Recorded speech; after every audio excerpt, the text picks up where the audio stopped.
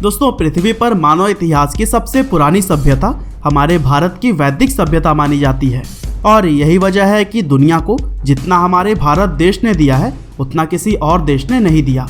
दरअसल समय समय पर वैज्ञानिकों और कुछ दूसरे महान लोगों द्वारा ऐसे ऐसे आविष्कार किए गए जो कि आज भी हम इंसानों के जीवन का एक अहम हिस्सा बने हुए हैं और जिन्हें हमने अपने जन्म से ही आसपास पाया है। उनमें से बहुत से महत्वपूर्ण चीजों का आविष्कार हमारे भारत में ही किया गया है और इसीलिए आज की हमारे इस इंटरेस्टिंग वीडियो में भी हम आपको दुनिया के 10 ऐसे महत्वपूर्ण आविष्कारों के बारे में बताएंगे जिनके दुनिया में होने का पूरा श्रेय हमारे अपने देश भारत को ही जाता है।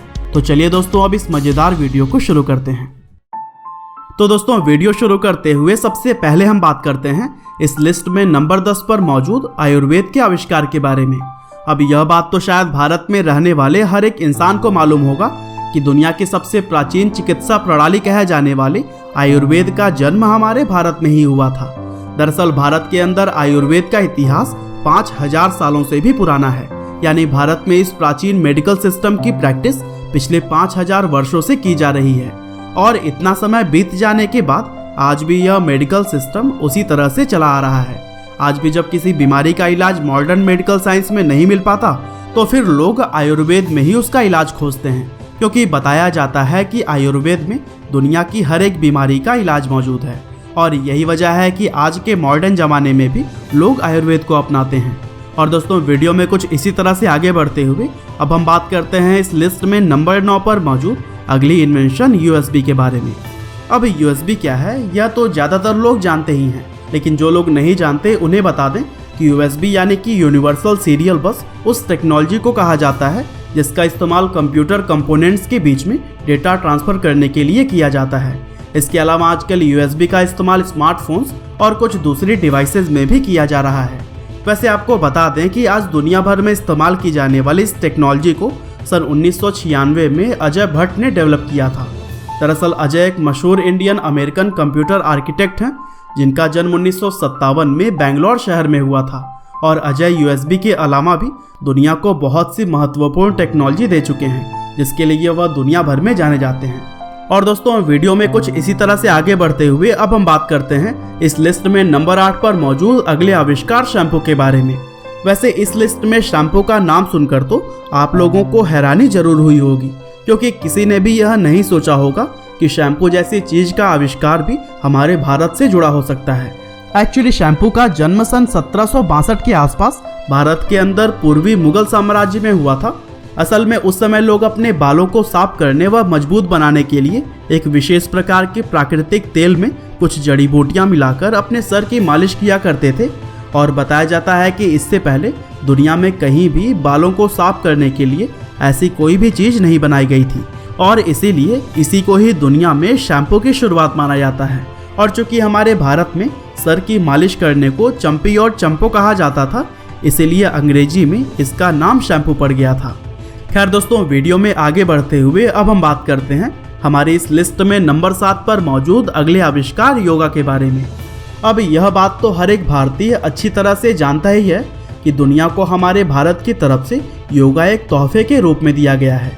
दरअसल योगा या कहें कि योग एक ऐसी एक्सरसाइज है जो कि हमारे भारत के अंदर हजारों सालों से की जा रही है और यह दुनिया की एकमात्र ऐसी एक्सरसाइज है जो कि इंसान को शारीरिक रूप से मजबूत बनाने के साथ ही उसको मानसिक और आध्यात्मिक रूप से भी शांति प्रदान करती है। और बताया जाता है कि इंसान के शरीर में होने वाली हर एक बीमारी का इलाज योग के अंदर मौजूद है और यही वजह है कि यह एक्सरसाइज आज पूरी दुनिया में प्रसिद्ध हो चुकी है और दुनिया भर में करोड़ों लोग इसको नियमित रूप से करते हैं। साथ ही हर साल 21 जून के दिन इंटरनेशनल योगा डे भी मनाया जाता है।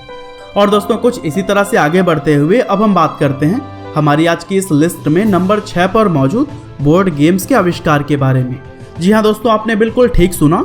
आज दुनिया भर में खेले जाने वाले बोर्ड गेम्स की शुरुआत हमारे भारत के अंदर ही हुई थी। फिर चाहे बात हो शतरंज की या फिर प्रसिद्ध सांप सीढ़ी की, इस तरह के सभी खेलों का जन्म हमारे भारत में ही हुआ था। और दोस्तों, अगर हम बात करें शतरंज की तो यह हमारे देश के अंदर 6ठी शताब्दी यानी कि गुप्त साम्राज्य से ही खेला जा रहा है और उस समय इसको चतुरंगा नाम से जाना जाता था।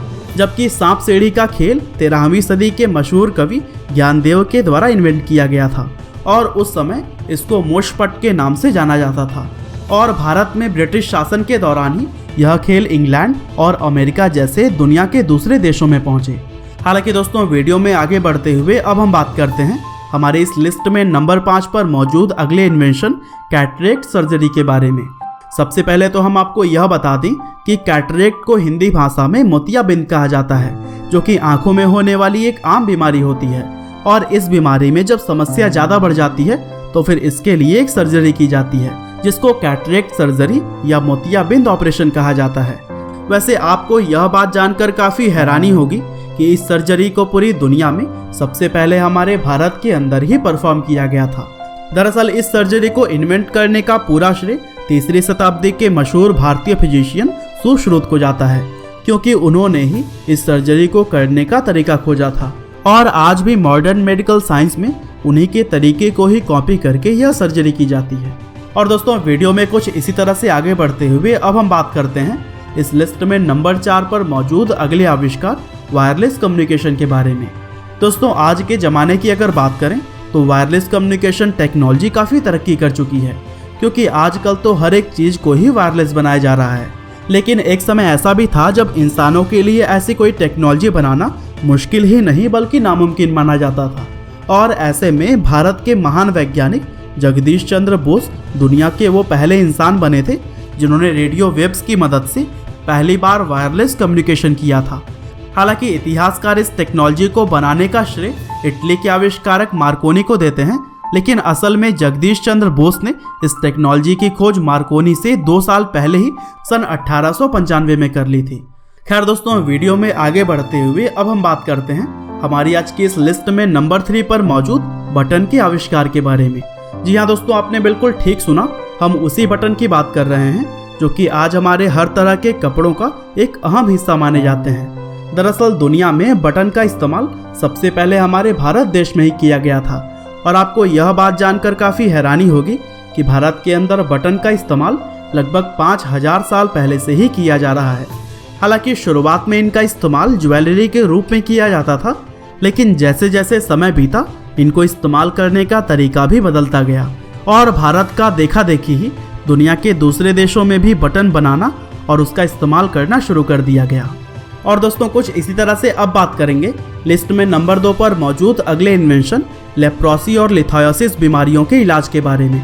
दरअसल भारत कई सदियों से चिकित्सा के क्षेत्र में अपना अहम योगदान देता रहा है और लेप्रोसी और लिथायोसिस जैसी खतरनाक बीमारियों का इलाज खोजना भी उन्हीं बड़े योगदानों में से एक माना जाता है।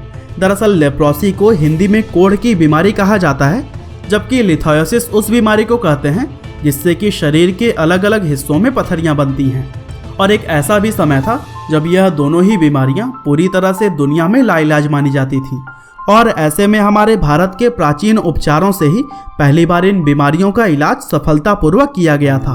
और दोस्तों हैरानी की बात तो यह है कि भारत में इस बीमारी का इलाज 1500 वर्ष ईसा पूर्व ही खोज लिया गया था।